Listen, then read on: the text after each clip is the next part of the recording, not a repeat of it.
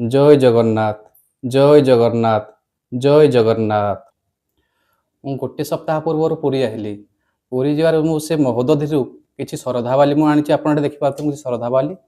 ଇଏ ହେଉଛି ଆମର ସାଧାରଣ ନଦୀରୁ ବାଲି। ଆପଣ ଦେଖନ୍ତୁ ଶରଧା ବାଲି ଆଉ ନଦୀ ବାଲିର ଅଲୌକିକ ଦୃଶ୍ୟ ଆପଣଙ୍କୁ ଦେଖଉଛି। ଜୟ ଜଗନ୍ନାଥ।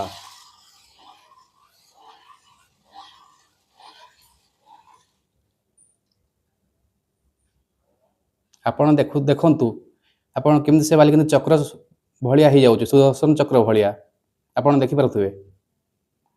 ଠାକୁରଙ୍କ ଅଲୌକିକ ଦୃଶ୍ୟ ଆପଣ ନିଜେ ଦେଖନ୍ତୁ।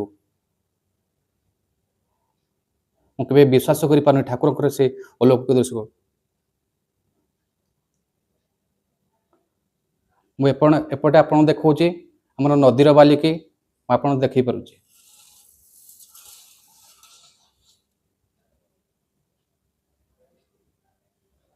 ଆପଣ ଦେଖନ୍ତୁ ଏ ନଦୀର ବାଲିର ଯେମିତି ସେମିତି ଅଛି।